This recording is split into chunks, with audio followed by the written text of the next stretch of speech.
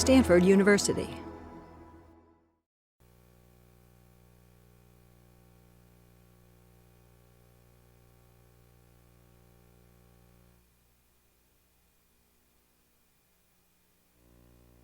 Seminar on People, Computers, and Design. I'm Terry Winograd, and glad to have you all back. Quick announcement. Next week, we have Justine Cassell, who teaches at Northwestern. Before that, she was at the Media Lab, and she's actually here on sabbatical this year, so if you are interested in what she has to say, you'll get a chance to talk with her and meet up with her later on. And she's done a lot of work on online communities, on sort of social responses to commuting. Her background originally is in linguistics, and she'll be talking about theories of how groups of people interact with computers. That's next week. This week, we have Peter Pirolli from PARC. What is really interesting about his work is that it actually started before the web fad, whether it fad, I won't call it a fad because it's not a fad, but the web wave hit. And a lot of people are looking at the web and saying, how do you design a search engine? How do you design a social network? How do you design this? How do you design that? And the approach that he's taken all along is to say, let's take a step back and think theoretically about that. Instead of, what do you put on this page and where do you link and so on, what is it that people are really doing? So his background is in cognition and really understanding the nature of how people search for information. And I won't get into his story about it because he'll tell you, but it's a really important area for the background of a lot of the things that people are doing today. Well, thank you.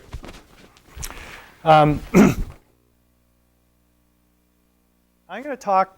I'm going to survey a bunch of research, and you guys should feel free to interject with questions. I'll try to keep it on time.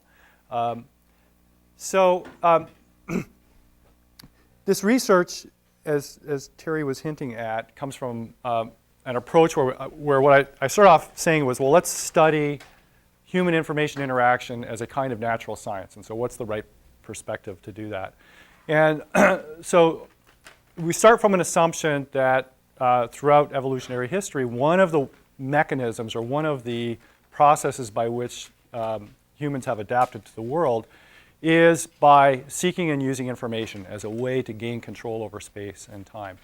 Now, as a side effect of that, through cultural means, now what we've done is started to actually produce information that becomes part of our way through culture of how we adapt to the world around us. And this, as a cycle of activity of using information and creating information, has now caused this kind of glut of information, which creates a poverty of attention. The approach that, the framework and approach that I started to work on is a particular kind of theory called information foraging theory, which is a kind of scientific theory, which is really devoted to trying to understand and predict and improve human information interaction. And the reason why the term foraging is used in particular is because from a very early point in time, it borrowed quite heavily from a discipline or a field within biology known as optimal foraging theory, which tries to understand how is it that organisms obtain energy from their environment and how is it that they succeed or fail based on that particular engineering relationship between organisms and their environments. So one way to summarize what the theory is about is it's about trying to understand how people will shape themselves to their information environments, and then on the flip side, how can information environments be shaped to better human beings. So you've all seen versions of this kind of graph. You can plot the web, you can plot journals, you can plot electronic media, whatever. The amount of information that is being created, captured, and replicated worldwide has been growing exponentially, and depending on what you track, it appears like it's been growing exponentially since long time ago. The problem, of course, is that human capacity to process information is just fundamentally limited. It's probably been limited for hundreds of thousands of years. We can only process in an unassisted manner just a few bits of information per second. So the question is, how do you build technologies that somehow improve our overall ability to process more information? So given that this glut of information puts enormous pressures on our information processing abilities, the real design problem is not just to keep making more and more information available, which we seem to do quite well, but it's really how do you help people find useful information. And so the theory is aimed at trying to provide a base science for those kinds of designs. And the particular approach that I've been using throughout is a combination of kind of two methodologies. One is what's called rational analysis, which would be kind of familiar to anyone who comes from an engineering discipline, and cognitive modeling, which is basically, from a psychological standpoint, can we produce models, particularly computer simulation models, that can capture the psychological phenomena of users and make predictions about how they will react under different kinds of human information interaction situations. So without going into too much detail, here's the basic analogy between optimal foraging theory and information foraging theory. In biology, and to a certain extent anthropology, one can look at organisms as kind of engineered designs. And you can say, well, the success of organisms to a large extent is going to be dependent on how much energy can they extract from the environment as a function of the time that they spend foraging around for food in that environment, and how well do they translate that into reproductive success. And so biologists will look at organisms and say, well, here's an organism in its environment. The energy is distributed in some particular way through that environment in different kinds of foodstuffs and different kinds of habitats. And the organism has particular kinds of feasible strategies for getting to those foodstuffs. And you can do an analysis that says, well, is that optimal for that particular environment? Are those strategies optimal for that environment? And is that organism well designed for that environment?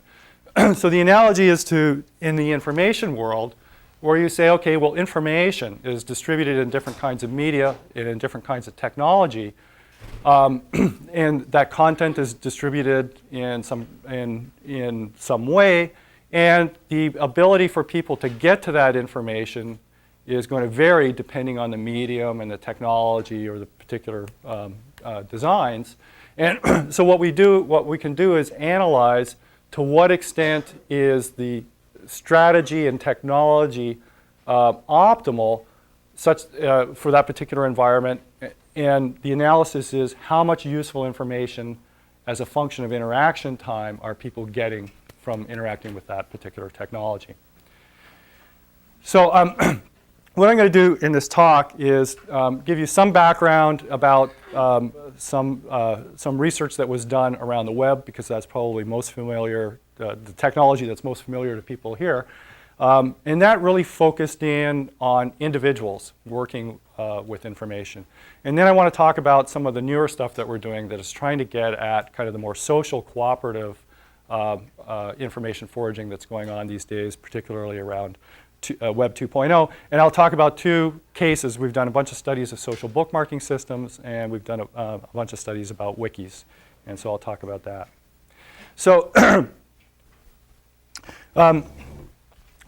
one of the enterprises that we were engaged in for several years was trying to understand human interaction with the web. That is, how is it that people surf and find information on the web? And can we build some kind of scientific model for that?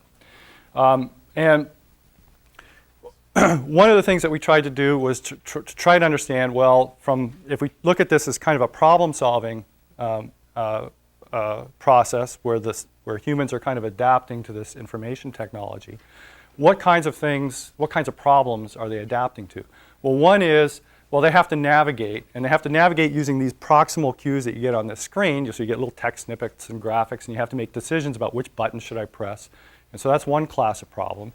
And so, as will become obvious, we called that kind of navigation by information sent. And then another class of problems is the problem of when to give up. So should I keep pursuing something in this website, or should I go somewhere else?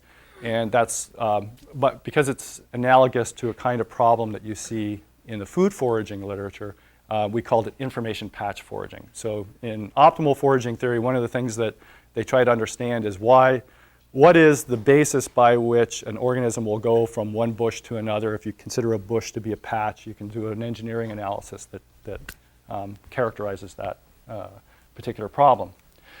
So, as I said, on the web, and this is just a simple example, the typical kind of browsing around involves taking the visual and textual cues that you get off of a screen, and you have to make decisions about where to go next. And of course, these cues can differ, even for the same content in some sense. So here's a standard kind of Google search result page, and here's an application that we built called Enhanced Thumbnails that has exactly the same search results, but just presented in a slightly different set of cues, right? So, you know, in what sense is one set of cues better than another, and how would you make predictions about that? So, because the behavior that you see is one where people basically do a kind of hill climbing, where they go from one page to another and are continuously trying to make choices about what cues to follow, we called this kind of navigation by information scent, by analogy to animals following a chemical trail to something that they're looking for. So this comes from an empirical analysis that we did very early on, looking at people doing some tasks that were representative of what people were doing on the web at that time. The background is we did this very large-scale survey where we simply asked people to tell us something important that you just recently did on the web, describe it in as much detail as possible. We're going to take it into the laboratory and study that. So these are problems that are representative of real problems in the world. Each one of these little graphs is called a web behavior graph. Each one represents a single person working on a single task. The rows are two different tasks. So the one at the top is looking for a movie poster for the movie Ants, and the one at the bottom here is looking for information about the Second City Troupe. And in columns here you have different subjects. So this is one subject, this is another, and so on. This is constructed by doing a detailed verbal protocol analysis, a videotaped analysis of someone solving this problem by working on the web, and then we go back through the videotape and we parse it up and try to determine what state they were in at every point in time. And the way to read this is basically going left to right, top to bottom. Here's a subject, started on some page, they went to another page, another page, another page, and then backed up. And But if you do your pointing with a cursor, then the people who watch it online will see what you mean. okay, sorry. Let me see if I can grab it. Okay, here we go.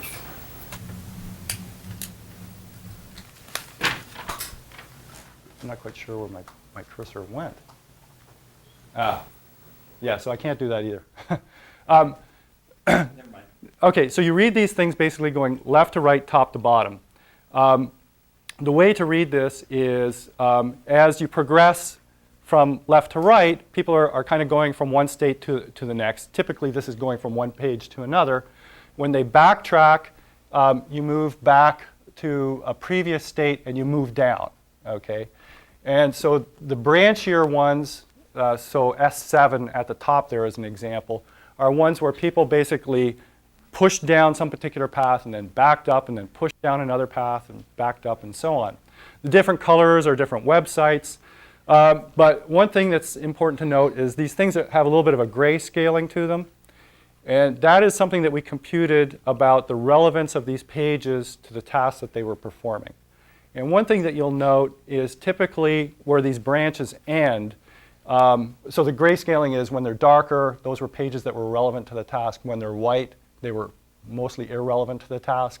You'll see that most of the branches kind of end when people hit some irrelevant page. So as this notion of information scent, as the cues kind of die off, when they really die off, people backtrack. The other thing is that on the branchy ones, especially the ones up at the top, as compared to the ones at the bottom, what we noticed was that if we computed a kind of information scent measure of the links that were on those pages, we found that the ones at the top had this very poor kind of information scent, and the ones at the bottom had this much higher information scent. So what does that mean?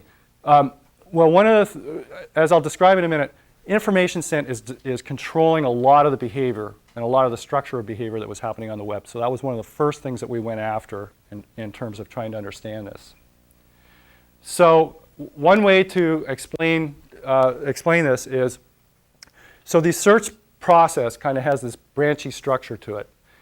If information sent is perfect, then people will go directly to the target. They'll just click one link after another, get straight to the target, and that's what that heavy bold line is at the top there. If it's random search, then they'll have to explore about half of all the possible links on every page before they get to some target. And so one of the controlling factors here on the overall time that it takes to navigate to find information is going to be this information sent metric. And here's just another way of seeing this. This is kind of just doing some back of the envelope kinds of calculations where you say, imagine that you had this website and imagine that it has an average branching factor of 10. And imagine that the target is 10 links away from wherever the home page is that you start. Well, how many pages would a person have to visit to get to that target? And what's plotted here are different curves for different degrees of information sent. So high information sent is kind of at the bottom, almost linear, and low information sent is kind of at the top here and is pretty much exponential. And what these numbers on the side here is what's the probability of making the wrong choice of a link on a page, okay? And those probabilities are in the range of some empirical values that we investigated experimentally. So the point here is that you basically change the search cost regime of navigation by improving navigation sent.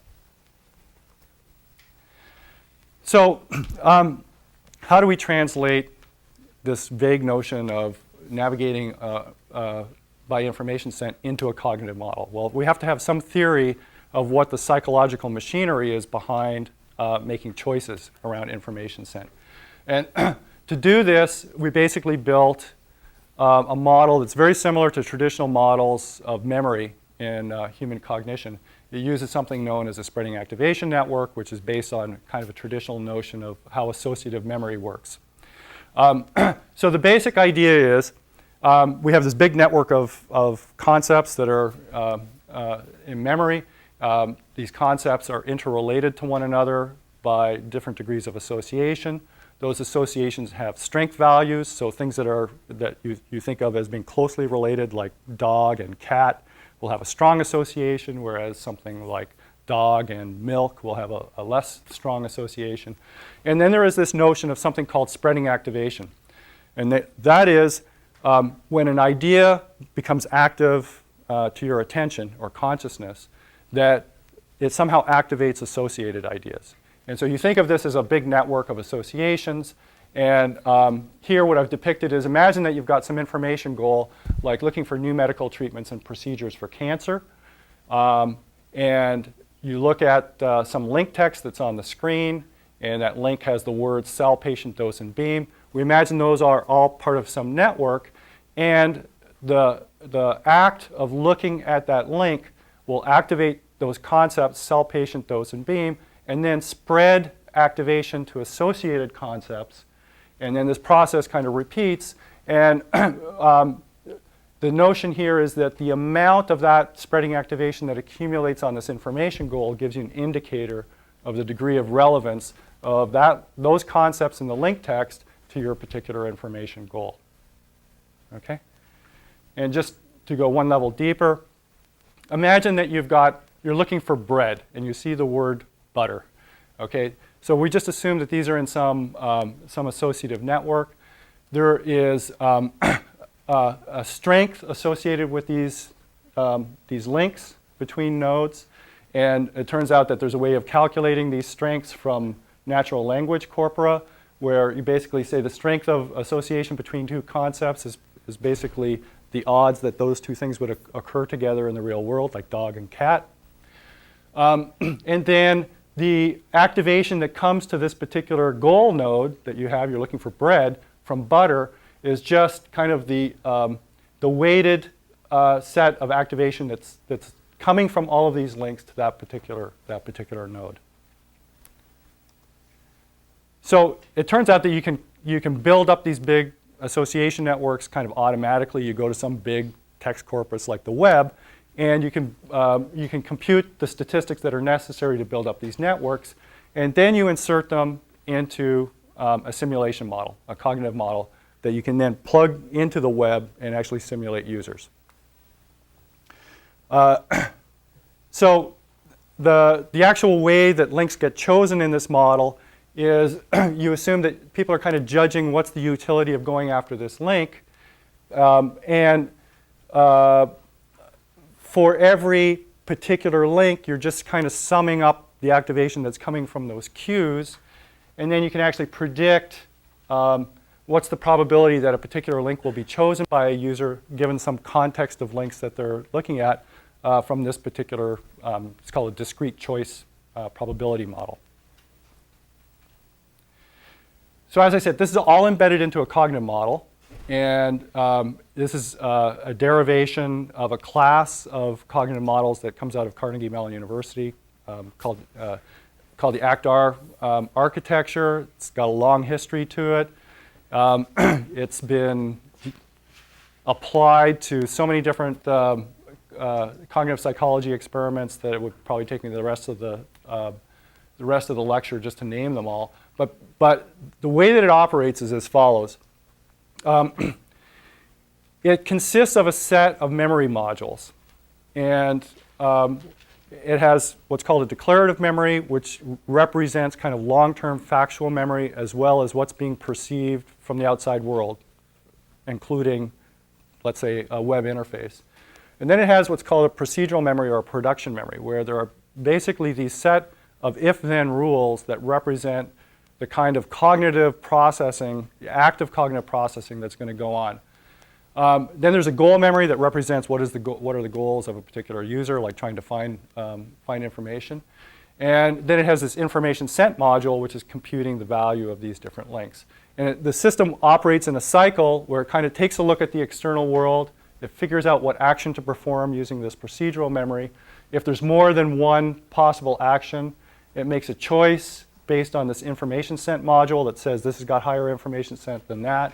And then it does something, and then this cycle starts again. Hey, Pete. Yes? Quick question about, so is ACT-R in essence arguing that all human activity in the world can be modeled by if-then rules plus memory? Or the majority of it at the very least? Yeah, I would say probably at least all goal-directed behavior.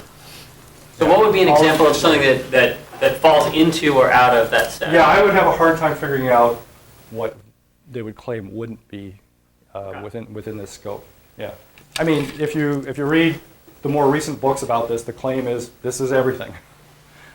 So now, and I should say, they've done a very good job of basically kind of mapping everything from fairly long-term stretches of behavior, like what happens in a classroom, all the way down to what's happening in an MRI. So you can trace people solving algebra problems and actually predict which areas of the brain are going to light up. So there's some sense that they're doing a pretty good job for that span of behavior. Now, it depends on what level you're talking about human activity. So now if you're going to talk about things that happen kind of at the scale of what happens in what we might call typical social level interactions where you have hundreds of thousands of people interacting over large scales, I don't know how you would make predictions about that level of behavior. Okay, so I've focused in on kind of how I dove in fairly deeply about how we make predictions about how people make choices about things like about which links to choose. I'm just going to very quickly summarize how we model the decision to leave something like a website. So you've got, the idea is that information is distributed in a patchy way. And so people get engaged in a website looking for some information, and they have to make a decision about whether they're going to find something there or go someplace else. And the very simple model is basically, if we think of information sent or utility as being some measure that we have kind of on this y-axis here, you can imagine that as a person enters into a website, they do an assessment of the first page, and it's got some utility, and they say, well, that looks pretty good, let me continue on. And maybe they go to another page, and maybe that utility is a little bit higher or a little bit lower. And if you plot it out, kind of how their assessments of utility go over time, it might bounce around like this. And the idea is, at some point, the user just simply makes this assessment that the utility of continuing at this website isn't worth the same as just starting over and going to some new website. And that threshold, this kind of what's the expected utility of going to a new site, is just something that kind of they learn over time from many, many tasks. And you can statistically learn that by just having the system perform many tasks over many websites. So if the simulation is browsing around on a website and it kind of hits that particular threshold, it goes below that threshold, it just decides to go someplace else. So to verify this model, the idea is we got hundreds of users out there in the world to perform 8 different tasks. And then we collected all their logging data, and then we had our simulation perform the same tasks on the same websites, and then try to fit the theory to the data that we observed. And so here's a plot of our ability to predict link choice. So these are for 2 different websites, the internal park website and the Yahoo help website. Each dot here represents some link on some page on those websites. And the observed frequency is the number of people performing the various tasks that we asked them to do, the frequency with which they chose that particular link. And then the predicted frequency is the frequency that the model, given the same set of tasks on the same website, chose that same link at some point in time. And what we get in many different kinds of ways is a very good fit to between the model and the actual observations of what people chose in navigation through these websites. So we're accounting for about 90% of the link choice on the Yahoo website and about 70% of the link choice in the park web case. Now the other thing that we can do is do a fairly good job of predicting when people give up. So on the left here is a plot from people searching around for information on the park website. And what's plotted here is the lengths of path that people surfed before they gave up. And when that's plotted as a histogram, which is what this basically is, and you plot it in log coordinates, it turns out that you get almost a straight line. And there's a theoretical reason for that I'll get into. But if you look at the distribution that we observe, and you look at the distribution we get from the model, we get a fairly good match between the two. So the summary of this particular modeling attempt is that basically, with some careful rational analysis and some careful cognitive modeling, we can simulate what people will do in web navigation. We can generate these simulation models fairly automatically just by building up these semantic networks. And having this model then put us in a position to do a number of things. So one thing was we were able to build kind of an automatic usability analysis tool. So you could give us a website, you could tell us what tasks you wanted to perform on that website, and we could put a derivative of this model onto that website and tell you, here's where you're going to have problems with users. And so that became kind of an automated evaluation tool. Another thing that we got out of this model was various predictions about what kinds of changes to websites or what kinds of changes in information sent would improve website design. And so those are some of the things that came directly from having done this. Okay, any questions about that stuff? Yeah. Can you talk a little more about, can you talk a little bit more about how you automatically decide links that are going to be problematic for users? Yeah. Well, there's a couple of levels of analysis. So one simple level analysis is we can take some set of tasks and some website and then just tell you right off the bat, only 30% of your users are going to get to the thing that you want to sell them or wherever you want them to go to. And that's just by making predictions about how the system will, how a typical user will flow through the website, and what's the likelihood that they're going to give up before they get to the web. You need to have so a simple example would be download a driver off HP's website, Right. where if you know the word driver, you're So we actually did the Xerox website, which is a lot like that, and one of the tasks was downloading drivers. So the way that it works is, this used to be available as kind of like this little simple web interaction that you would do. You'd get this page and it'd say, what website do you want to analyze? And you'd type in the website, and then you say, well, what are the tasks? And describe them in as much English as possible. And then what it would do is it would go download the entire website and do an analysis where it kind of analyzed what's the content of every link, what's the content of every page, and it would do basically make predictions for this task. We expect users to choose this link with this probability, this link with that probability, and so on. And now you have, in some sense, this big graph structure that shows all possible paths through a website and what's the likelihood of a user going through any particular path. And so from that, we can then make a prediction about, well, what's the likelihood that the average user will get to the target. And then you can go back and identify, well, here's where the choke point is. Here's where you lose half of your people, right? And so if you can just redesign this one web page, you could probably fix your problems. And is that still available as a web service? No. I mean, it exists as code, but we could probably revive, yeah. Yeah. Are those link probabilities only based on the summary text that you give for the task? Or For this stuff it was, yeah. Yeah, so there's, sorry, it's from the summary task and the text that's associated with the link, and we've done some work where we can make some inferences about image links and stuff like that. So there's some little tricks that we have for doing that. Yeah. Yeah. Does the person have to give the final link that the person's? Yeah. Sorry, I missed that. So you have to say, where do you think people are going to start, and where, maybe there's some list of what the target pages would be. So maybe there's like 8 locations where the drivers might be, or something like that. Yeah. Yeah. How does this take people's search behavior into account, like how they construct queries and? Yeah, well, we didn't do anything. So all models are restricted to some particular set of parameters, right? So one is this deals with novices, okay? So people who don't know anything about the particular website and probably don't know much about the particular domain. So it's a situation in which they're trying to find some information that they probably don't know much about.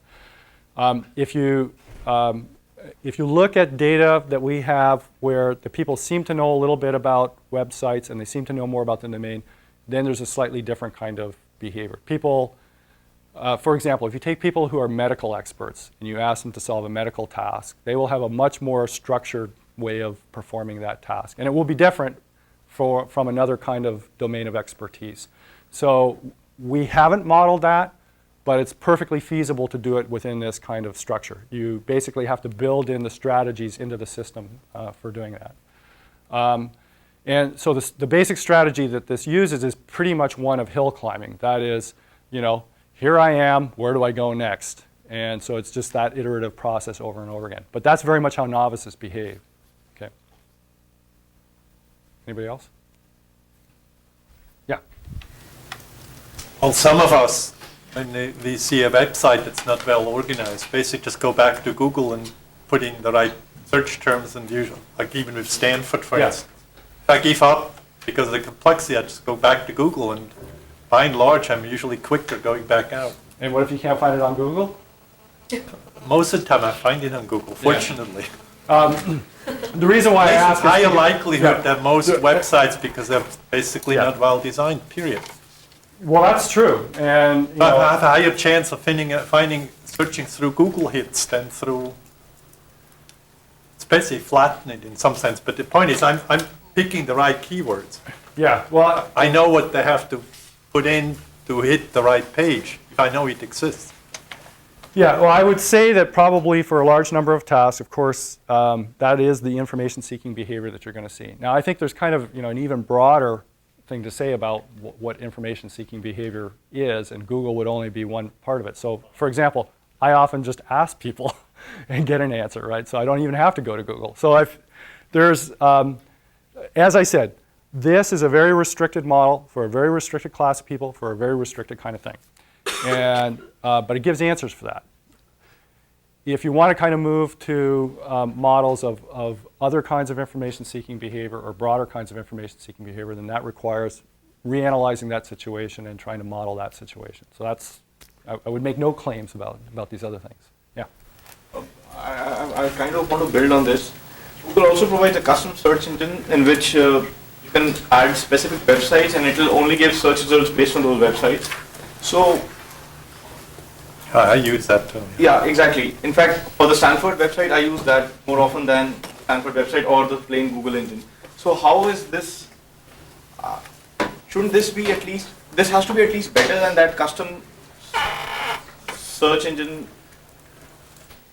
Well, remember here, the goal is really to try to understand what people are going to do when they're trying to solve these problems, right? So if you wanted me to try to build a model that incorporated these other technologies, then the goal would be, okay, well, let's try to figure out, given these tasks, what's the way to model what people would do in these particular situations? And then the issue is, well, could you construct the technology better for those particular tasks? And that's kind of a separate thing, yeah. Given that question, it seems one of the interesting parts of the model was given a general description of a task, Right. formulating the keywords. Yes. Have you worked on that modeling?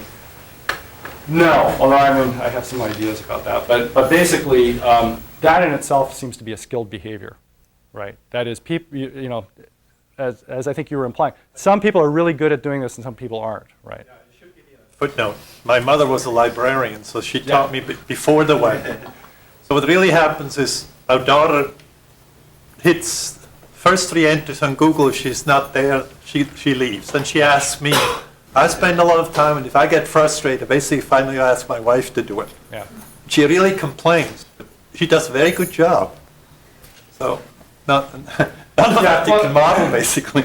I think this raises a sort of a side issue too, which is the kinds of understandings that we have for all these varieties of sub-pieces of information-seeking behavior is really, really limited. I mean, so why is it that some people are more skilled at that kind of behavior than others? What is the expertise that you would like to transfer to someone who doesn't have that expertise? Mother's job, she would have lost the job. Yeah, well, so how would we She wouldn't have replicate your improved. mother is kind of the question. Yeah. So it seems like scent is still a fundamental primitive, even in the presence of search. And there are, I think, at least 2 times where that shows up. One is there are times where, so when I know I'm looking for a very concrete piece of information, where's Terry's homepage? Mm-hmm. Google's great. That's what we're doing. But there are times where I may go, for example, to the HCI homepage, and I'm just wondering what's interesting. And the way that we craft that, the scent is critical there. So for more serendipitous kinds of things, or whatever you call that genre. And the other one would seem to be some students in my class developed an iPhone app, Zintin, and they tell me that depending on the way they crafted the viral announcement, they got really different click-through rates. And so the scent of the announcement was instrumental in adoption. In what was the difference? You get people to, you'll have to ask them Yeah. what, the way they worded it very much changed how many people clicked through. So let me identify at least some of the many limitations of this notion of information scent. So again, think of the web as it was, 5 years ago or so, which was really, you think of it as kind of like the super library of the world, right? It's just there's documents and you go find those documents, right? And now if you think of Web 2.0, documents are just sort of one kind of object out there. And in fact, there's this move much more to thinking about lots of other kinds of things, people being one of the main things, right? So, Facebook is a great example. You're not searching for information, right? It's a social medium with people who have personalities and have things that they want to tell you about themselves. So if I was going to extend this notion, it has to kind of become much more representative of those kinds of things. But at some level, you're still doing a lot of the same things. How do you navigate through that social space given the kinds of cues that you have, and what are the representations that you need to have from those cues in order to navigate that social space? So that's So I'm by no means claiming that this is the end-all, be-all. It's kind of like pointing in a particular direction and sort of saying, well, maybe that's the way to attack these problems. Okay, in the interest of time, I'm going to move on to our initial attempts at trying to get into the game of trying to figure out what's going on in the Web 2.0 social world. So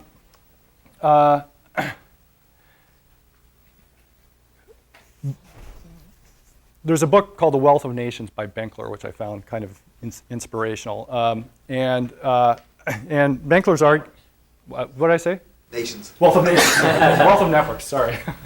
Well, I've been thinking about economics a little bit too much recently. And Benkler makes this argument that there's kind of this radical change that's happening in the internet and the web in particular, where you've got this wide penetration of computational and communication technology. Everybody has multiple cell phones and devices and computers. And at some level, there's kind of this excess capacity. Your computer lies idle a lot of the time, your cell phone sort of lies idle, and people seem to have lots of idle attention. Who is it that's writing all these Wikipedia articles? And so Benkler makes this argument, which I think is partly true, that a lot of the things that we see successful recently, like open source, Wikipedia, a lot of the crowdsourcing kinds of socio-technical architectures, are ones where some architecture has been designed that is able to kind of capture these particles of knowledge or expertise that different people have that are widely dispersed, and this aggregation happens in a highly decentralized way. And the architectures have this property that they require very low effort contributions. They can be done in a modular way, so I can contribute something. I don't really have to care too much about what anybody else is contributing.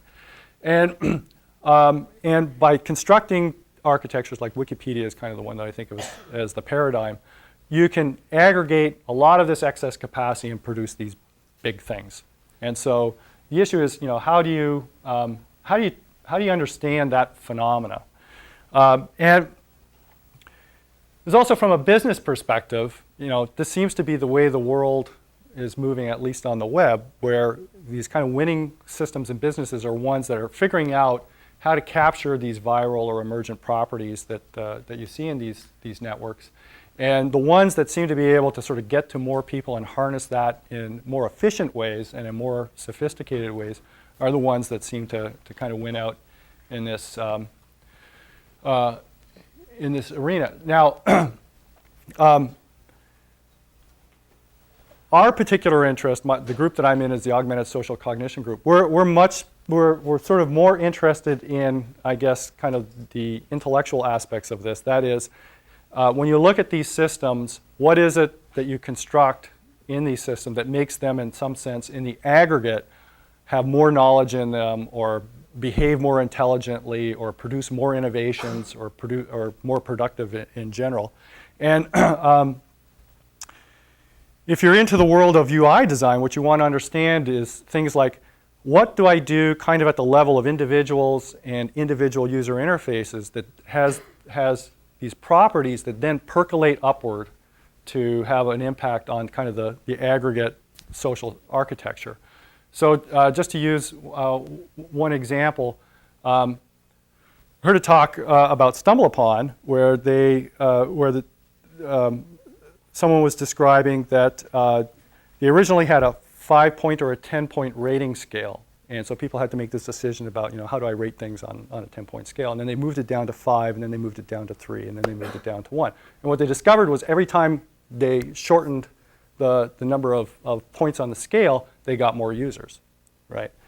And from a measurement perspective, because they got more users, they actually kind of got more accurate results by kind of going to a smaller rating scale. So you kind of reduce the measurement of error because you sort of get these larger numbers. And so doing this small tweak at the interface level had this big impact on the overall system.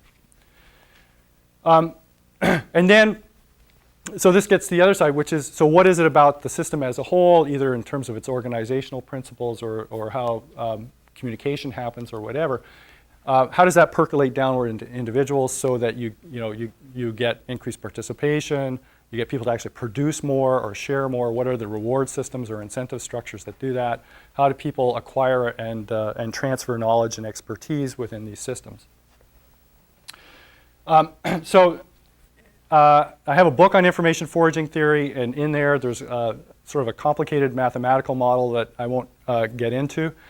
But one thing that comes out of a lot of theories of that type is for many kinds of processes, you find that having cooperative agents working together in some kind of network system can often produce better results than individual, highly expert agents.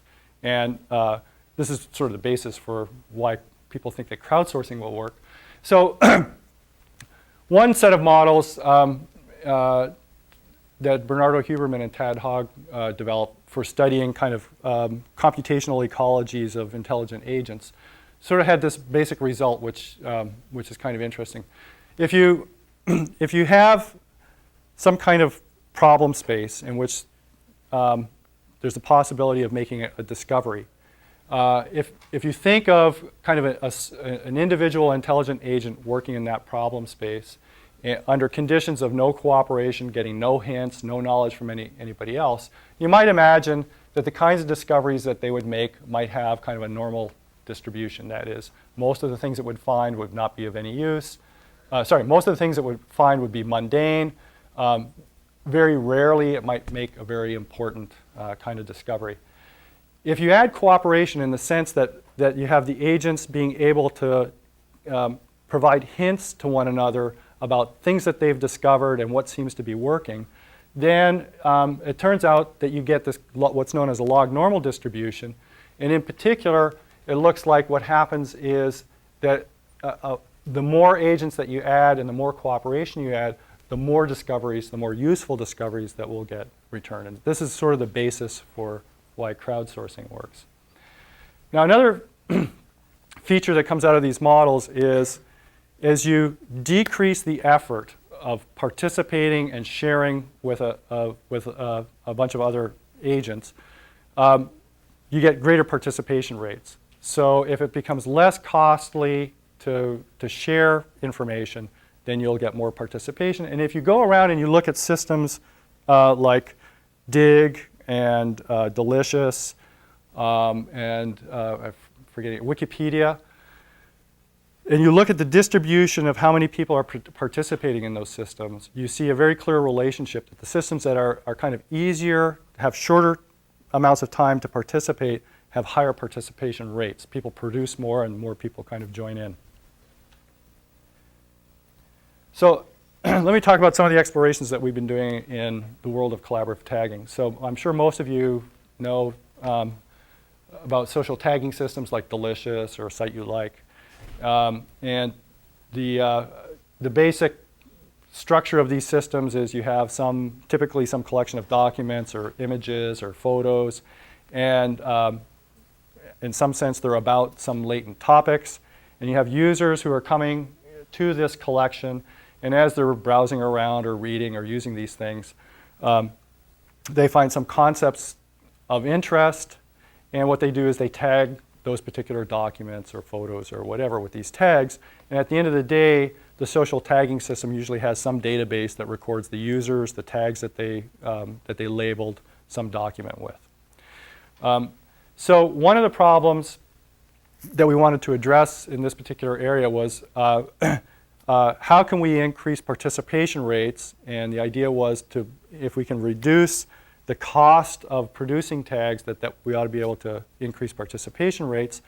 But we also wanted to be able to get to produce an interface that sort of encouraged people to produce more of these tags. And if we can improve the rate, if we can improve the ease with which people do the tagging, then the prediction was that they would produce more. Then we also wanted to make sure that when people use this system, that it actually has a cognitive benefit, that people are remembering the stuff that they're actually tagging. One of the properties that I'll show you in a second is that as more and more people participate in the system, there's kind of an increase in what one might call tag noise. That is, you get people labeling things with different sets of tags. And we had this sense that one of the reasons why people are using these systems is to have some kind of transfer of expertise. You go to these systems because sometimes you believe that there's someone else who has gone before you who may have found some collection of stuff that you might be particularly interested in, and you want to take advantage of the fact that they've gone there before. So one of the things that a member of our group has been working on is a system called Spartacus, which is a tagging system. And this is Li-Chan Hong, who's been mostly the guy behind this work. And sort of the primary hypothesis behind this is if you can lower tagging costs, you'll get more users, you get more individual tag production, and that has this crowdsourcing effect that you get more data, and that has this feedback effect of getting more users. And the motivation for this was partly that when you look at a lot of the systems that are out there, like Delicious, they actually have kind of this very heavy-handed kind of user interface structure where, for example, in Delicious, you're reading some document and you want to tag it. Well, that brings up a new window. Then you have to make decisions about how to interact with that window and how to encode tags. You have to do some typing and copy and pasting. There's attention switching that goes back and forth between this dialog window. So we wanted to get rid of all that kind of stuff. And so some of the key ideas were to have what's called in situ tagging, or what has come to be called click-to-tag. So simply as you're reading through the text, you can just click on a word and that becomes a tag. You can still type stuff in if you want. There's lots of other features, like we have highlighting, and everything that you highlight or tag goes into a searchable notebook that can be either for yourself or that you can share with others. And like a lot of other systems, you have private tags and you have shared tags and you have public tags and that kind of stuff. So let me just give you a real quick little video. Oops, am I going to be able to? There we go.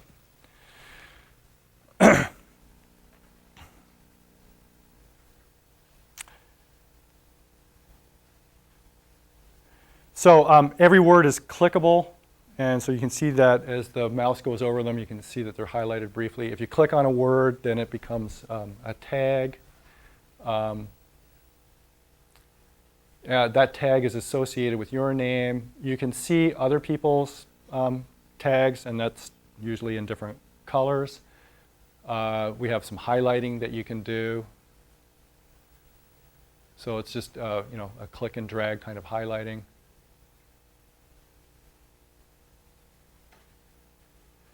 And as I said, all of this stuff then goes into a notebook, and that notebook will be searchable. And there's also kind of like tag cloud interfaces to the notebook too, so you can browse through it in kind of a typical way. So it looks a lot like any other tagging system,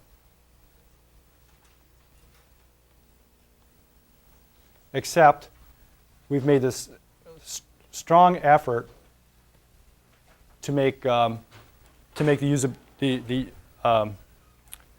usability highly efficient. So it turns out that there's actually a foraging theory prediction about this. And this is a model that's fairly directly imported from the optimal foraging theory. And it's known as Charnoff's marginal value theorem in the optimal foraging theory. And without getting into detail, if you think of every document that you read as being kind of a patch of information, and if you think of the time that you spend processing that document, reading it, as being what we'll call within patch time, and the number of tags that you generate as a function of reading through that is plotted out, let's say, by these curves here. What the model basically predicts is that as you decrease the amount of time that it takes to produce each individual tag, that you'll kind of increase overall the number of tags that people will produce.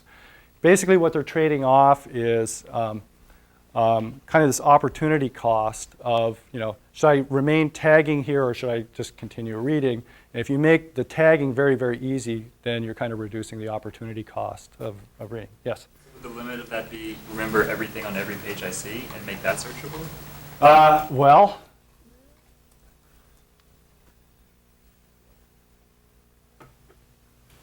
there's still, there's still some other times involved there. For example, the time that it takes to travel from one page to another, and so you have to take that into account too. So that would actually predict that you don't want to tag everything that's in that page. Yeah. So is there any metric you have or that people have for the quality of tags as opposed to just more is better, period? Well, there's multiple metrics. I'll talk about one here, but there's another one that we haven't dealt with. And I'll Because talk it's like about. if you put a single button on the page which said, take every word in this page and make it a tag, Yeah. you get a hell of a lot of tags. Yeah, so there's- That's not- yeah. That's sort of what he was saying. Yeah, no, I know. And so the issue there is, will you be able to get back to that page? Will you be able to regenerate whatever it is you need in order to get to those tags to get back to the page that you want? So that's one effect that you want. And we don't have a metric on that. But the thing that I'm going to talk about here too is what's the impact of this on internal memory? And so how does the tagging process itself affect you? Do you really want to have everything tagged? So one of the things that we're interested in is as you change these interfaces, it then has these cognitive effects. So for example, these are eye tracking heat diagrams, and what the colors show is the amount of attention that people pay to individual words. So each one of these black boxes is a single paragraph of text. And the things that are in red indicate that a person dwelled for a long time with their eyes on that particular word. And what we find is that when you ask people to do click to tag, as you might expect, people's eyes go back to these words over and over again to do the clicking, and so they pay more attention to the original text. And what we have here is, this is kind of a condition in which people are just asked to read, and in the middle there is a condition where we're asking people to type in the tags. So what you see is that in the click to tag condition, people are attending more to the original reading material. And one of the predictions that you would make from cognitive psychology is that people's memory will be stronger for that original material.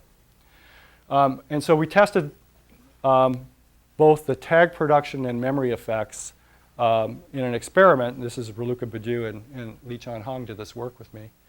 And the basic paradigm was people were presented with paragraphs and were asked either do this click to tag technique or a type to tag technique or just read the material. And what you see is, first of all, you get people actually in the click to tag condition are spending less time doing the tagging than in the type to tag condition, so it's more efficient. And in the second line here, you see that they're making more tags per article than in the type to tag condition. So that's one of the predictions that you get from this usability prediction. And then if you look at the bottom here, where we look at these memory effects, what you find is that people's memory in terms of the original material is actually superior in the click to tag condition than in the type to tag condition. So this is recognition time, where we present facts to people and we test how quickly they can recall whether they saw that fact or not. And those reaction times are less in the click to tag condition than in the reading condition and in the type to tag conditions.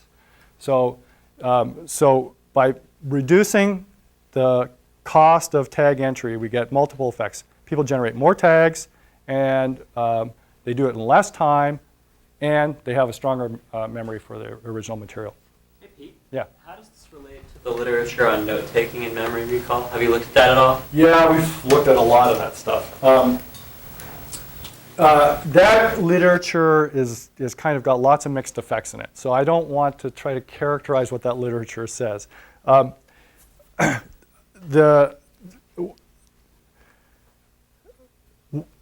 One of the findings in the note-taking literature is about what happens when you get exposed to notes that were made by someone else. And there the finding is, if you get exposed to notes from someone who happens to be good, then you're improved. And if you get notes from someone who's bad, then you actually do worse than if you had done it for yourself. And that'll actually feed into an experiment that I'll talk about in a second. And this is just to show you that if we take our information foraging theory model and actually try to fit the mathematics of it to the data that we get, we can actually fit the data quite well.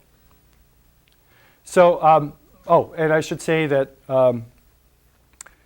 using a version of this ACTAR modeling technique, we can derive some equations that will actually predict exactly the memory effects that we see from our experiment in terms of the recognition and recall rates that we will see for people for these particular texts in both this type to tag and click to tag condition. Okay, so let me talk a little bit about tag search. And this is the worst name for any system, so I'll have to blame Rowan Nairn, who is the guy who developed this. Another way to think of social bookmarking or tagging is that it's kind of communication system. That is, people look at these documents and they kind of encode what those documents are about into a short string of words. And then those tags at some later point are interpreted either by themselves or by someone else as kind of a message about what those documents are about. And of course, there's kind of this noisy relationship between what the tags are saying and what the documents were originally about.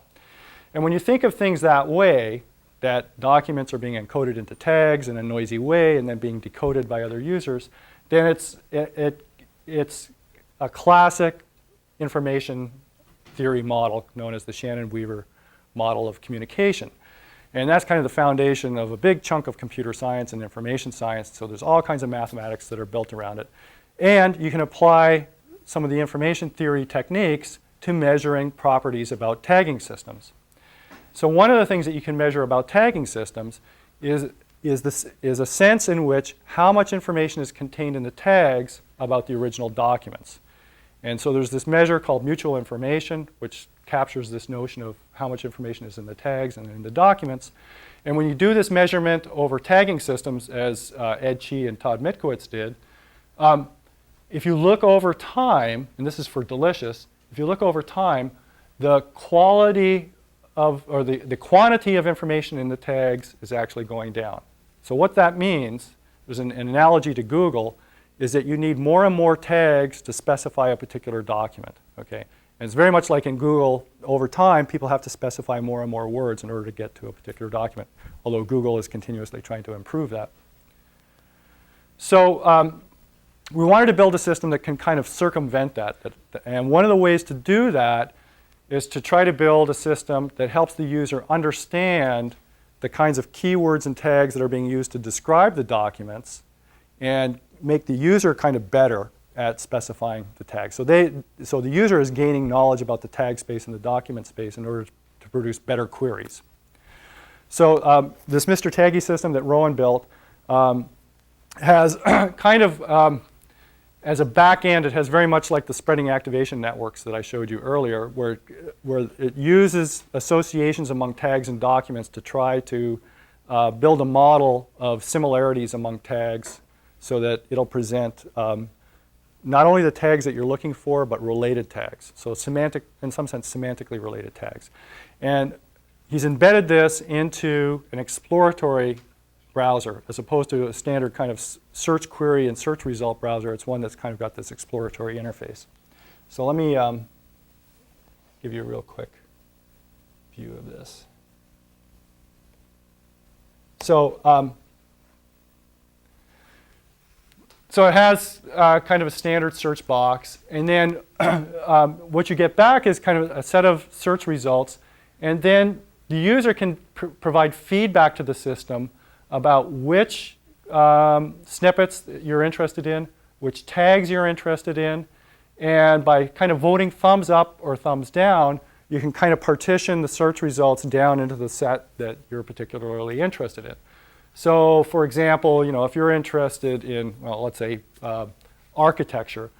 Architecture is in Delicious anyways, associated with both software architecture and building architecture.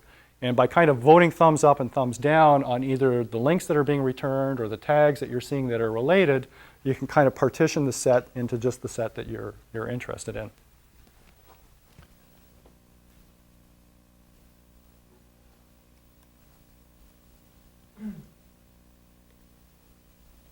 Okay.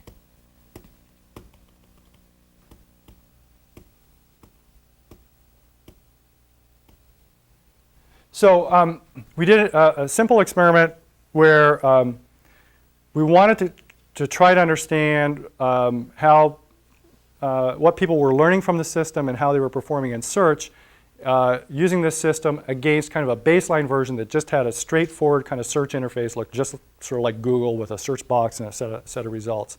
So one had the kind of full exploratory interface, and the other had this kind of baseline search-like interface. And then we looked at 3 different domains, and there's an argument for why these were good domains to look at. And so one of the things that we had several different tasks that people were performing. They were going in and doing searches for multiple things in each of these domains. And then at the end of the day, we were basically testing them. How much did they learn about the domain? How many pages had they collected for the different tasks? We asked people to do a summarization task. And then we had this measure of how well were people learning keywords for these domains. So we would ask people to generate queries, and then had independent raters kind of rate the quality of those queries for the domain. And so I'm just going to concentrate on this keyword learning task. And what we saw was, first of all, that people who were using this full system, where people were learning all the associated tags with the particular task that they were trying to learn about, that the full system was causing people to generate more useful keywords on this test that we were performing. But the other thing that was kind of interesting is before the experiment, we had a test that measured people's background knowledge about all these different domains. And what you find is that background knowledge has an effect on how well people perform in this keyword task when they're just using this basic kind of search engine. So if you know something about the domain before you came to the experiment, you were better at generating queries. What happens in the full system is, at the end of the day, we've kind of evened out those differences in background knowledge. And if you look at the individual statistics, what we've done is we've taken the people who had poor background knowledge and kind of brought them up to the level of the people who had good background knowledge. So this particular exploratory interface that kind of shows you related tags to the domain sort of has this effect of causing people to learn a little bit about what the domain is about so that they can generate better queries in the future. So I don't know if that answers part of your question from earlier. One experiment I showed you kind of showed you the effect of kind of reducing input costs and how that has an effect on tagging behavior and subsequent memory. And this one kind of shows you how a particular kind of interface has this impact on people learning the vocabulary. The next simple study I want to show you, actually complicated study, is one where we wanted to actually see when people are engaged in a more complicated sense-making task, what is the effect of using these social tagging systems to perform that sense-making task. So here what we did was we had users working with Spartacus or just a plain Google system, just search engine and Word, and asked them over several days to learn about a new domain. And in this case, we asked them to learn about Enterprise 2.0 mashups because there's no really good central website or Wikipedia page about that particular topic. And they had to write 2 reports about the domain. So it's kind of a semi-realistic kind of task. One of the groups had a system in which there was already a collection of expert knowledge embedded in the system. So we got experts to help us build a system with tags in it that tagged what they thought was important material for this particular domain. So there's like 20 tags over 100 URLs that we got from these. Now, this is actually a fairly complicated experiment with all sorts of measurements, and I'll just focus in on the main one, which was we wanted to measure people's knowledge of this domain beforehand, use the system, and then measure their knowledge after using the system. So here's the kind of the core thing that I'm going to talk about. We did a little pre-test on Enterprise 2.0 mashups, and then people either worked without the tagging system, just with a search engine and Office applications. They worked with Spartacus, but there was nothing in there. They had to go off and tag all the stuff themselves. Or we had a group that had Spartacus, but there was also this expert tagging stuff that was in there. And they could use the notebook and highlighting and all that kind of stuff. And then we measured at the end of several days with a post-test how much gain they made. So one of the simple measures, the simplest measure is we just take their post-test score minus the pre-test score over kind of a normalization that says how much could they possibly have gained, and then we see how much improvement they get with respect to that. So there's a gain percentage score that we look at. And when we look at that, here's what the percentage gain was when people were just using a standard search engine. Here's when they were using Spartacus with no additional expert material in it. There's no significant difference there, but it looks like there's a decrease. But then when there's this expert tag set that's embedded in there, then you see this significant big effect, almost a doubling of a gain in the amount of knowledge people get from that tagging system. So this sort of shows that the tagging system is a way to transfer expertise from domain experts to novices. Okay. So for all of these experiments that we did in the social tagging area, what we're trying to get is build tools that increase participation rates by changing the usability factors, and so that's what the click-to-tag technique did. We're trying to increase tag production rates, and that, again, by lowering the cost of interaction, you get that. Increase learning and memory, so by getting people to focus in on the original material, that somehow increases cognitive effect. And then, given that we know that in a lot of these systems, there's kind of noise that gets generated as more and more people participate, we try to compensate for that by building this exploratory UI that somehow communicated the knowledge that was in the domain so that people got better at using the tool itself. Okay, so I don't have a whole lot of time, so I'm just going to talk about one additional experiment. One of the problems with Wikipedia, so this is a completely different domain, is that people have a really hard time accepting the credibility of Wikipedia articles. So I love this quote from The Office, where Wikipedia can be edited by anybody writing anything that they want to, so you know it's good.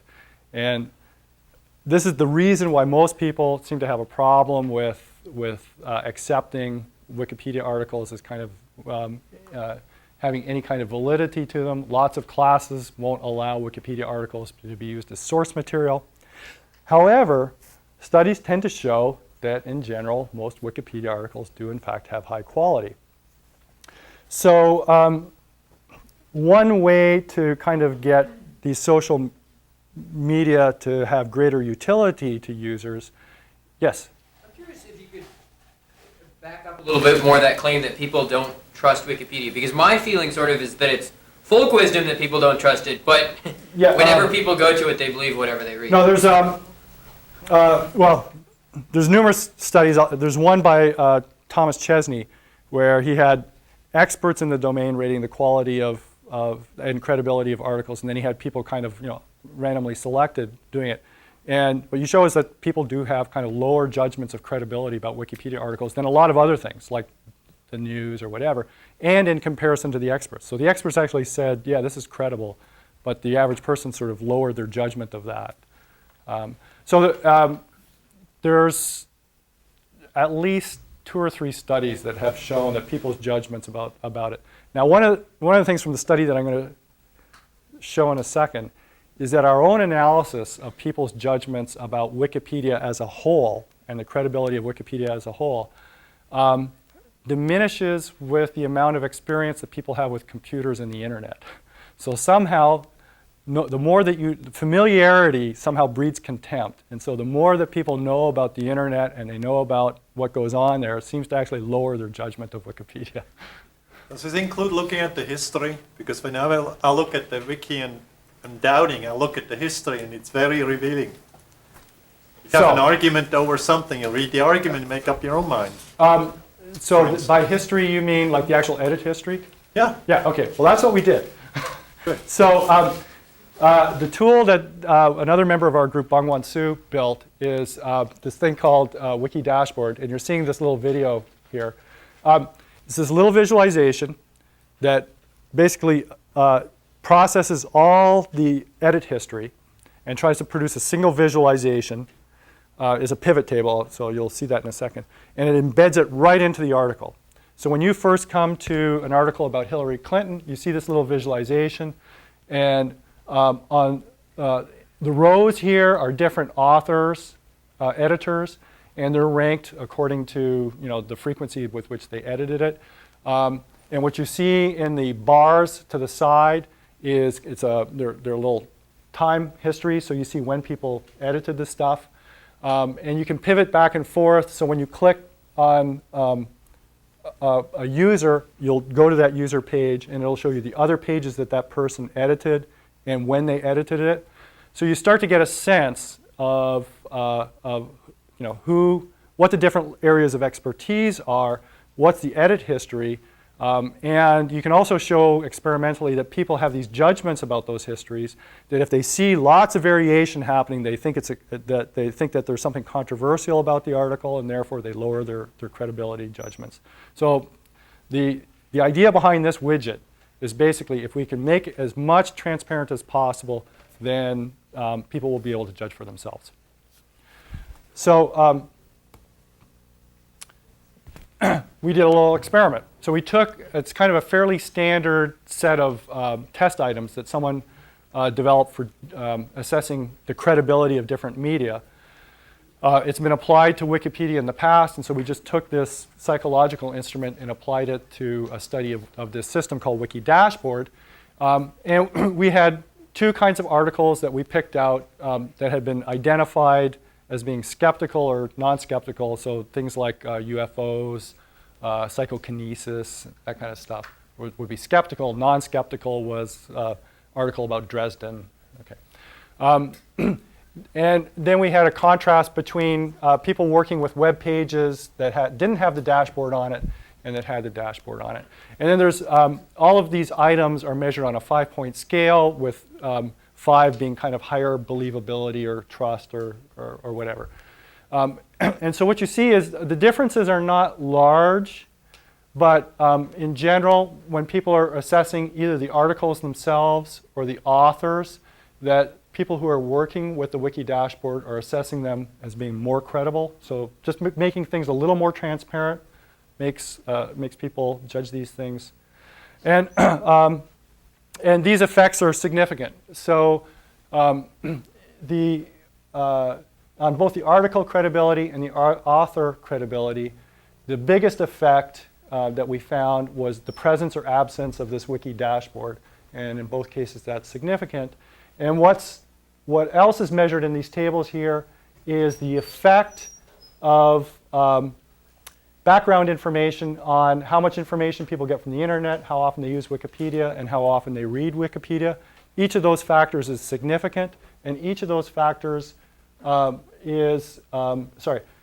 getting information from the internet and using Wikipedia actually has a negative impact on credibility judgments. So people who, again, this familiarity breeds contempt effect. The more they use the internet, the more they've used Wikipedia, the lower their judgments are about that. Okay, so let me, in the interest of time, skip over the rest of this.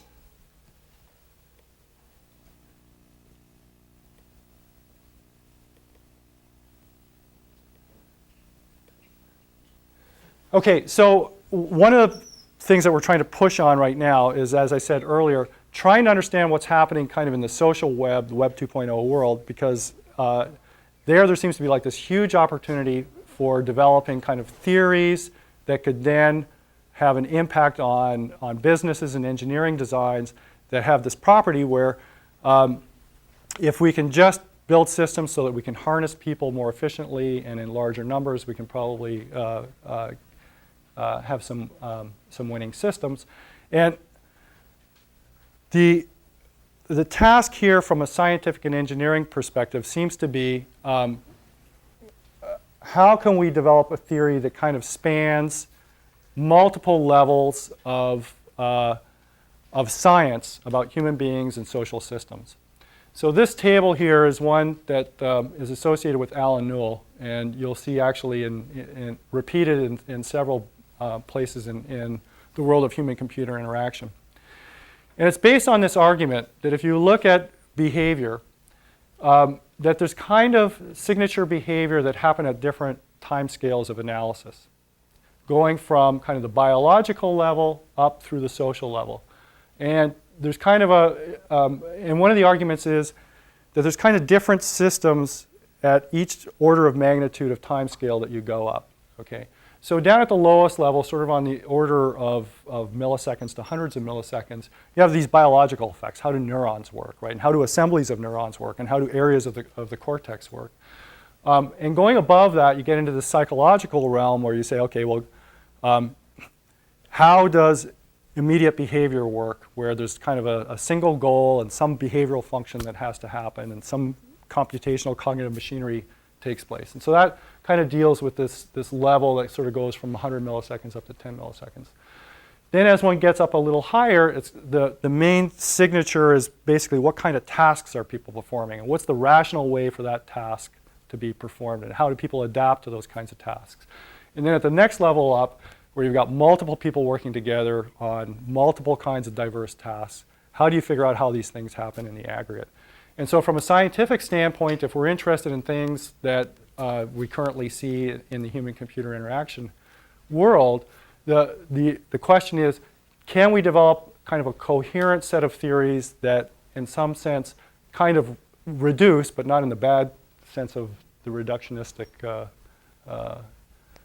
term, is there a way that we can kind of explain things at this different level where each level below kind of is consistent with the level above and vice versa? And then the issue is how do we go from the individual sciences of the individual to the sciences of the social and within this framework? And that seems to me to be kind of like a really big issue right now because we really just don't understand how things like crowdsourcing works and how Web 2.0 works.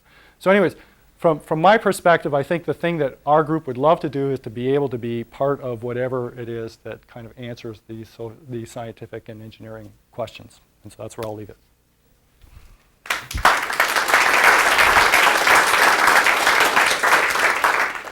Some more questions? I found the second half of this talk really interesting because I design a lot of systems myself. And so I found it interesting in the first part of the second half of the talk.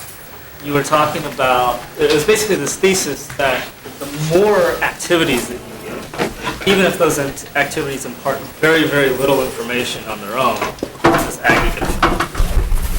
So what I would be interested to hear is if you could classify the various types of activity, see if that hypothesis holds true.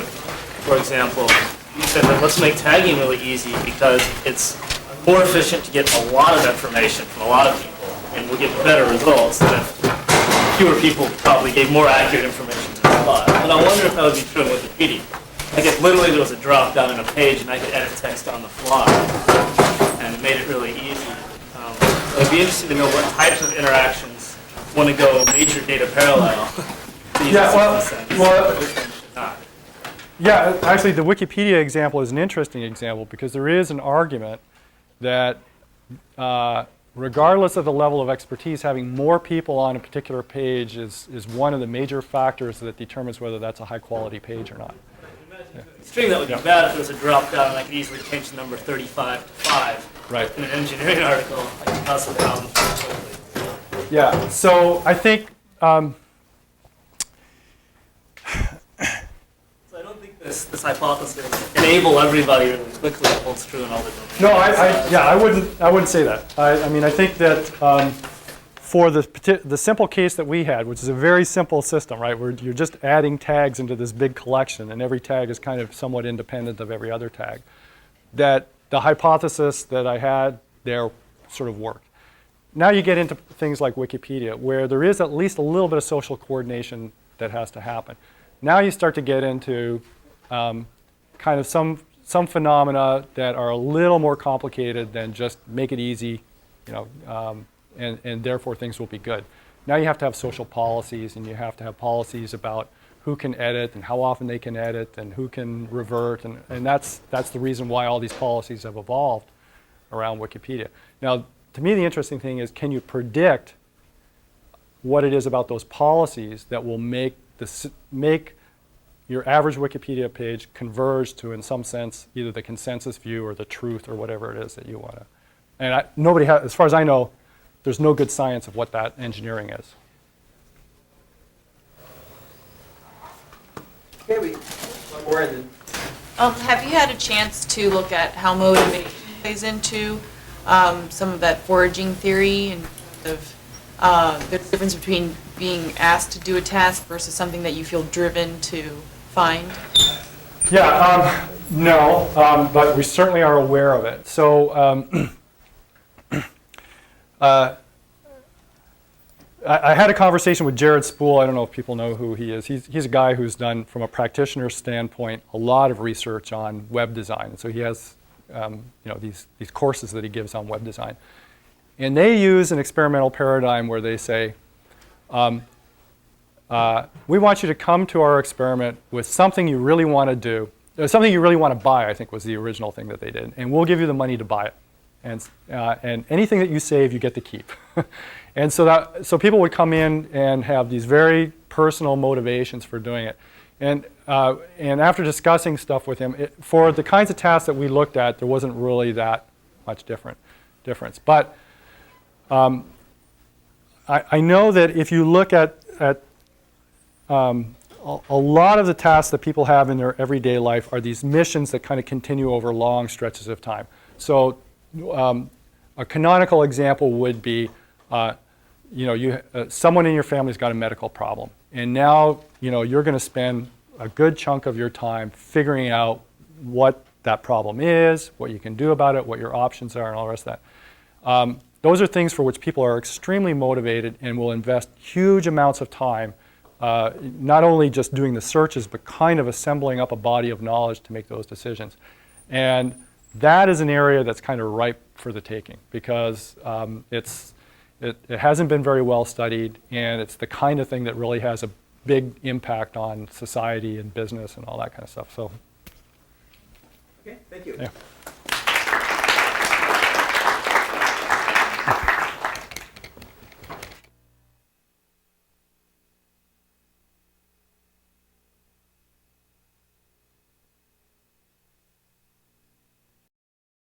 For more, please visit us at stanford.edu.